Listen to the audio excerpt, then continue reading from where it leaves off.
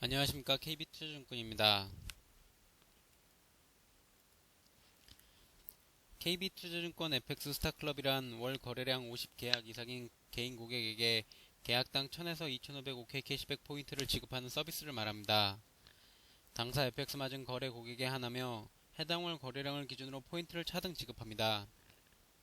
적립된 OK 캐시백 포인트의 가용 포인트가 5000점 이상이 되면 전국 OK 캐시백 가맹점에서 현금처럼 이용이 가능하며 포인트가 5만점 이상일 경우 현금 교환도 가능합니다.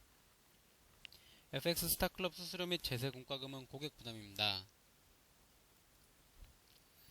CME 그룹 이마이크로 통화 선물은 표준 계약 규모의 10분의 1에 불과한 증거금만으로 FX 선물에 투자할 수 있는 상품입니다. 초소형 통화 선물 상품으로 10계약 또는 5계약씩 묶어 시장 상황에 맞게 복합 계약 거래도 가능하며 큰 계약을 유지하던 투자자의 경우 소형 계약으로 포지션을 나눌 수 있어 매우 편리합니다.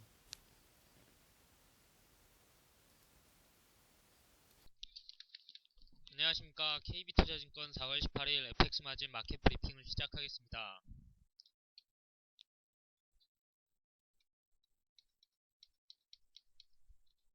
먼저 미국 관련 소식입니다. 미국 국민들은 연방 정부의 적자 감축을 위해 세금을 인상하기보다는 예산을 삭감하는 방안을 더 선호하는 것으로 나타났습니다. 로이터의 여론조사 결과에 따르면 미국민의 22%는 지출 삭감으로만 예상 적자 감축이 가능하다고 생각하고 있으며 36%는 세금 인상과 함께 더 큰 폭의 지출 축소를 선호하는 것으로 조사됐습니다. 반면 응답자의 7%만 세금 인상안이 해결책이라고 생각했으며 17%는 지출 축소와 함께 더 큰 폭의 세금 인상이 1.2조 달러에 달하는 예선 적자를 줄이는 데 효과적이라는 입장을 보였습니다. 이번 조사에는 또 13%가 지출 축소와 세금 인상 중 어느 것이 더 효과적인지 확실하게 알 수 없다는 답을 5%는 잘 모르겠다고 응답했습니다. 이 같은 조사 결과는 2월 조사치와는 거의 유사한 것이며 1월 이후 적자 문제를 해결하는 주된 방안으로 예산 삭감을 선호한 비율은 점진적으로 하락 추세를 보인 것으로 나타났습니다. 현재 미국 의회는 재정 적자 감축 이슈와 관련 첨예하게 대립하고 있으며 오는 11월 6일 대통령 선거의 핵심 이슈로 자리하고 있습니다. 다음으로 미국의 경기 회복세가 탄력을 받고 있고 유로존 위험이 감소되면서 글로벌 성장세가 서서히 개선되고 있지만 글로벌 위험은 여전히 높은 상황이며 성장세는 매우 취약하다고 국제통화기금이 발표했습니다. IMF는 또 유로존 재무위기 재발이나 지정학적 불확실성으로 인한 가파른 유가 상승이 신뢰도에 타격을 가함으로써 세계 경제의 개선 추세에 차질을 빚을 수 있다고 지적했습니다. IMF 수석 이코노미스트는 이날 공개한 세계 경제 전망 최신 보고서에서 위기 상황이 지났고 미국 경제에 관한 일부 좋은 소식이 전해지면서 낙관론이 일부 회복됐다면서 낙관론은 조절된 상태고 유지될 것이라고 덧붙였습니다.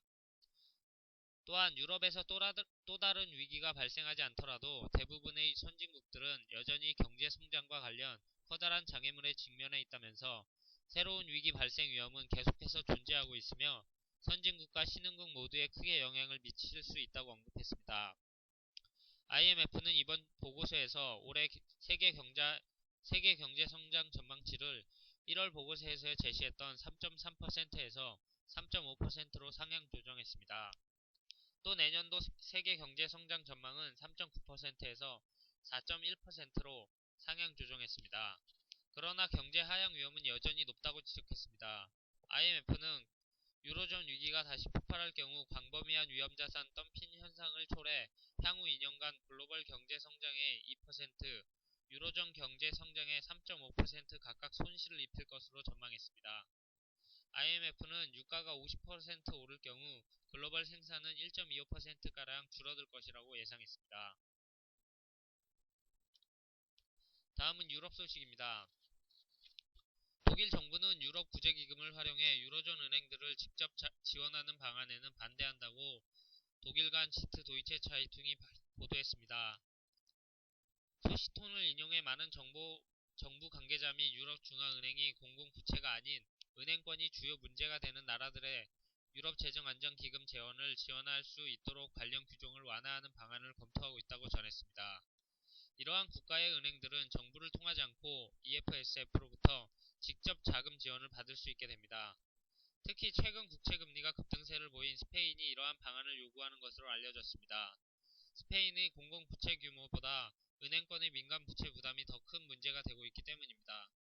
스페인 은행권이 직접 EFSF로부터 자금 지원을 받게 되면 정부는 자금 지원의 대가로 통상 유로존 당국자들이 요구하는 강도 높은 긴축이나 개혁 조건을 이행하지 않아도 될 뿐만 아니라 스페인의 정부 부채는 EFSF의 지원에도 영향을 받지 않게 됩니다. 그러나 독일은 은행권에서 직접 자금을 지원하면 스페인과 같은 나라들이 개혁을 더는 이행하려 하지 않을 수도 있고 은행권에 대한 직접 자금 지원은 합법적이지도 않기 때문에 직접 지원에는 반대하고 있다는 입장을 밝혔습니다. 독일 정부는 당국자들은 스페인은 추가 지원 프로그램이 필요하지 않다라며 만약 자금 지원이 필요해지면 기존 조건에 따라 이루어질 것이라고 언급했습니다. 다음으로 독일 정부의 경제자문기관들이 올해 자국 경제성장률 전망치를 상향 조정했다고 다우존스 소식통을 인용해 보도했습니다. 이 내용을 잘 알고 있는 한 소식통은 독일에서 가장 우수한 기관들이 내놓은 올해 경제성장률 전망치가 기존의 0.8%에서 0.9%로 높아졌다고 전했습니다. 내년도 경제성장률은 2.0%를 기록할 것으로 관측됐습니다. 그는 이 전망치가 내일 베를린에서 공식 발표될 예정이라고 언급했습니다. 스페인 은행권의 악성 대출 비중이 18년 내 최고치를 기록했습니다. 스페인 중앙은행에 따르면 지난 2월 스페인 은행들의 악성 대출 비중이 전체 대출의 8.16%를 차지한 것으로 나타났습니다. 금액으로는 1,438억 2천만 유로입니다. 악성 대출은 연체 기간이 3개월 이상 지난 대출을 일컫습니다. 작년 12월 스페인 은행권의 악성 대출은 7.91%를 기록하였습니다. 이번 2월 악성 대출 비중은 94년 5월 이래 가장 높은 수준으로 2008년 부동산 시장이 붕괴하기 직전에 악성 대출 비중이 전체 대출의 1%를 밑돌았던 것과 대조적인 모습입니다. 다음은 경제지표 일정입니다. 금일은 주요 경제지표 발표가 없는 가운데 23시 30분 캐나다 BOC 통화정책 브리핑이 예정입니다. 전일 기준금리를 결정하기 위하여 논의된 사항들에 대한 보고서가 발표됩니다. 이에 따라 캐나다 달러의 변동성이 확대될 것으로 예상됩니다. 이 길은 미국 실업수당 청구 건수와 유럽 소비자신뢰지수, 미국 기존주택 판매와 필라델피아 연준 제조업 지수가 발표될 예정입니다. 거래에 참고하시기 바랍니다. 이상으로 KB투자증권 FX 마진 마켓 브리핑을 마치겠습니다. 감사합니다.